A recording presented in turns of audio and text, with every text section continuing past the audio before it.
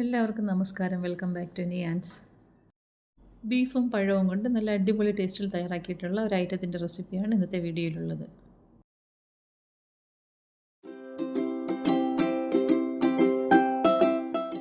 ഇത് തയ്യാറാക്കുന്നതിന് വേണ്ടി നന്നായിട്ട് പഴുത്ത 2 നേന്ത്രപ്പഴമാണ് വേണ്ടത്. ഇനി ഇതിലേക്ക് ഒരു 10 കഷ്ണം ബീഫുണ്ട്. ഇത് ഉപ്പും മഞ്ഞളും ഇട്ട് കുക്കറിൽ വേവിച്ചെടുത്തതാണ്. അത് മിക്സിയുടെ ജാറിലേക്ക് ഇട്ട് കൊടുത്ത് നന്നായിട്ടൊന്ന് പൊടിച്ചെടുക്കാം. ഈ ഒരളവിൽ ബീഫ് എടുക്കുകയാണെങ്കിൽ 3 പഴം നിറയ്ക്കാനുള്ള ഫില്ലിംഗ് ഇതിൽ കാണും. ഞാനിവിടെ 2 പഴമാണ് ഇതിൽ എടുത്തിരിക്കുന്നത്. ഇതേപോലെ ഒന്ന് പൊടിച്ചെടുക്കാം.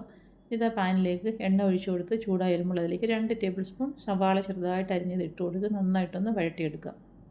സവാള ഇതുപോലെ നന്നായിട്ടൊന്ന് വാടി വരുമ്പോൾ അതിലേക്ക് 1/2 ടീസ്പൂൺ ഇഞ്ചി വെളുത്തുള്ളി ചതച്ചതും കൂടി ഇട്ട് കൊടുക്കാം. ഇനി അത് നന്നായിട്ടൊന്ന് പച്ചമണം മാറുന്നവരെ ഒന്ന് വഴറ്റി കൊടുക്കാം. ഈ സമയത്ത് ആവശ്യത്തിന് ഉപ്പും കൂടി ചേർത്ത് കൊടുക്കാം.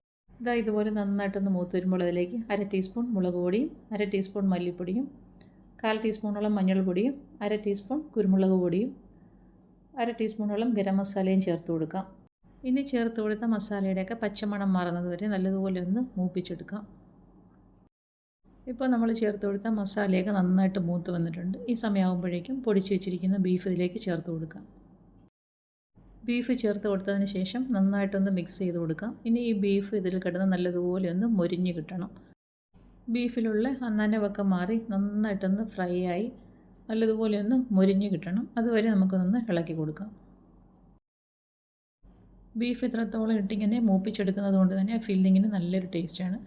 ഈ ഒരു സമയമാകുമ്പോഴേക്കും ഇതിലേക്ക് കുറച്ച് മല്ലിയില ചെറുതായി അരിഞ്ഞതും കൂടി ഇട്ട് കൊടുക്കാം. പിന്നീട് വീണ്ടും നല്ലതുപോലെ ഒന്ന് മിക്സ് ചെയ്ത് കൊടുക്കാം. അപ്പോൾ നമ്മുടെ ഫില്ലിങ് തയ്യാറായി കഴിഞ്ഞു. ഇനി എടുത്തു വച്ചിരിക്കുന്ന പഴം തൊലി കളഞ്ഞ് ഒരു പ്ലേറ്റിലേക്ക് മാറ്റി കൊടുക്കാം. പഴം എടുക്കുമ്പോൾ അധികം പഴുത്തുപോയ പഴമാണെങ്കിൽ നമുക്കിത് കീറി എടുക്കുമ്പോഴേക്കും അത് മുറിഞ്ഞു പോകും. അപ്പോൾ ഒരുപാട് പഴുത്തത് വേണ്ട, എന്നാൽ ഒരുപാട് പഴുപ്പ് കുറഞ്ഞതും വേണ്ട. ഇതേപോലെ കീറി എടുക്കാനുള്ളതാണ്. അപ്പം മുകളിൽ നിന്നും താഴെ നിന്നും കുറച്ച് സ്ഥലം വിട്ടതിന് ശേഷം ഇതേപോലെ നടുവശത്തുനിന്ന് കത്തിയും വെച്ചൊന്ന് കീറി കൊടുക്കാം. ഇനി ഇതേപോലെ കൈവച്ച് നല്ലതുപോലെ ഒന്ന് വിടർത്തിയതിന് ശേഷം തയ്യാറാക്കി വെച്ചിരിക്കുന്ന ഫില്ലിങ് എത്രത്തോളം ഇതിലേക്ക് ആക്കി വയ്ക്കാൻ പറ്റുമോ അത്രത്തോളം ഇതിലേക്ക് നിറച്ച് വെച്ച് കൊടുക്കുക. കീറിയെടുത്ത ഭാഗം ഒരുപാട് വിടർത്തി കൊടുത്താൽ അത് പൊട്ടിപ്പോകും. അപ്പം അഡ്ജസ്റ്റ് ചെയ്ത് വേണം ഇത് ചെയ്യാൻ. അപ്പം നമുക്കത് എത്രത്തോളം വയ്ക്കാൻ പറ്റുമോ അത്രത്തോളം വെച്ച് കൊടുക്കാം. ഒരുപാട് പ്രസ് ചെയ്ത് ഫില്ലിങ് ഉള്ളിലേക്ക് വെച്ച് കൊടുത്താൽ അടിവശം പൊട്ടിപ്പോവും.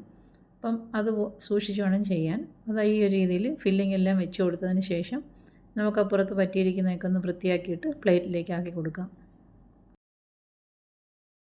ഈ ഒരു രീതിയിൽ എടുത്തു വച്ചിരിക്കുന്ന മറ്റേ പഴവും ഇതേപോലെ നടുവശം കീറിയിട്ട് ഫില്ലിങ് വെച്ച് കൊടുക്കാം. ഇപ്പോൾ ഈ പഴം 2 നിറച്ച് വെച്ചിട്ടുണ്ട്. ഇനി നമുക്ക് ആ നിറച്ച ഭാഗം ഒന്ന് സീൽ ചെയ്ത് കൊടുക്കണം. അല്ലെങ്കിൽ എണ്ണയിലേക്ക് ഇടുമ്പോൾ അത് പൊട്ടിപ്പോകും. അപ്പോൾ അതിനുവേണ്ടി 1 ടേബിൾ സ്പൂൺ മൈദ എടുത്തിട്ടുണ്ട്. നുള്ളു ഉപ്പും കൂടി ചേർത്ത് കൊടുത്ത് ഒന്ന് മിക്സ് ചെയ്ത് കൊടുക്കാം. ഇനി അതിലേക്ക് കുറച്ച് വെള്ളം ഒഴിച്ച് കൊടുത്ത് ഒരു ബാറ്റർ തയ്യാറാക്കി എടുക്കണം. ഒരുപാട് ലൂസായിട്ടുള്ളതല്ല, കുറച്ച് തിക്കായിട്ടിരിക്കുന്ന ബാറ്ററാണ് വേണ്ടത്. ഈ ഒരു രീതിയിൽ ബാറ്റർ തയ്യാറാക്കി എടുക്കാം. ഇനി പാനിലേക്ക് നെയ്യും വെളിച്ചെണ്ണയും കൂടിയാണ് ചേർത്ത് കൊടുക്കുന്നത്. അപ്പം 1 ടീസ്പൂൺ നെയ്യും 1 ടീസ്പൂൺ വെളിച്ചെണ്ണയും കൂടി ചേർത്ത് കൊടുക്കാം. നിറച്ച് വെച്ചിരിക്കുന്ന പഴം ഇതേപോലെ എടുത്തതിന് ശേഷം നമ്മൾ തയ്യാറാക്കി വെച്ചിരിക്കുന്ന ബാറ്റർ ഫില്ലിങ്ങിൻ്റെ പുറത്തായിട്ടൊന്ന് ചെറുതായിട്ടൊന്ന് തേച്ച് കൊടുത്താൽ മതി. അത് ഫില്ലിങ് പുറത്ത് പോകാതിരിക്കാനാണ്. ഇതേപോലെ ആക്കിയതിന് ശേഷം കമഴ്ത്തി നമുക്ക് ആ എണ്ണയിലേക്ക് ഇട്ട് കൊടുക്കാം. മറ്റേതും ഈ ഒരു രീതിയിൽ തന്നെ തയ്യാറാക്കിയിട്ട് എണ്ണയിലേക്ക് ഇട്ട് കൊടുക്കാം. ഫ്ലെയിം സിമ്മിലാക്കിയതിന് ശേഷം കുറേ തവണ തിരിച്ചും മറിച്ച് വിട്ട് നല്ലതുപോലെ ഒരു ഗോൾഡൻ യെല്ലോ കളറാകുന്നത് വരെ ഒന്ന് ഫ്രൈ ചെയ്തെടുക്കണം. എന്നിട്ട് വേണം അത് എണ്ണയിൽ നിന്നും മാറ്റാൻ. ഞാൻ ആദ്യം ഇട്ട് കൊടുത്ത പാത്രം ശരിയല്ല, അപ്പോൾ അതുകൊണ്ട് വേറൊരു പാത്രത്തിലേക്ക് മാറ്റി കൊടുക്കുകയാണ്. അതോടെ തന്നെ പാത്രത്തിലേക്ക് മാറ്റി കൊടുക്കാം. ഇതേപോലെ തിരിച്ചും മറിച്ച് വിട്ട് നന്നായിട്ടൊന്ന് കളർ മാറ്റിയെടുക്കാം. എണ്ണയും നെയ്യും നമ്മൾ വളരെ കുറച്ച് മാത്രമേ ഉപയോഗിച്ചിട്ടുള്ളൂ. അതുകൊണ്ടാണ് ഇങ്ങനെ തിരിച്ചും മറിച്ച് വിട്ട് കൊടുക്കുന്നത്. അപ്പം എല്ലാ ഭാഗവും ഒരേ കളറാകുന്നത് വരെ ഇങ്ങനെയൊന്ന് തിരിച്ചു മറിച്ചിട്ട് കൊടുക്കാം. അപ്പോൾ നമ്മുടെ ബീഫ് പഴം നിറച്ചത് റെഡിയായി കഴിഞ്ഞു. പാത്രത്തിൽ നിന്ന് കോരി പ്ലേറ്റിലേക്ക് ആക്കി കൊടുക്കാം. രണ്ടും ഇതേപോലെ പ്ലേറ്റിലേക്ക് മാറ്റി കൊടുക്കാം. അപ്പോൾ നല്ല സൂപ്പർ ടേസ്റ്റാണ്. ഈ ഒരു രീതിയിൽ പഴവും ബീഫൊക്കെ ഉള്ളപ്പോഴും തയ്യാറാക്കി നോക്കൂ. നമ്മൾ പഴംപൊരിയും ബീഫും ഒക്കെ തയ്യാറാക്കി കഴിക്കില്ലേ, അപ്പം അതേപോലെ തന്നെ ഈ ഒരു ഐറ്റവും കൂടെ ഇങ്ങനെയൊന്ന് തയ്യാറാക്കി നോക്കൂ. ഇനി അതിനെ കട്ട് ചെയ്തെടുക്കാം. അപ്പോൾ കണ്ടില്ലേ, നമ്മൾ നിറച്ച് കൊടുത്ത ബീഫൊക്കെ നന്നായിട്ട് ഇതിലുണ്ട്.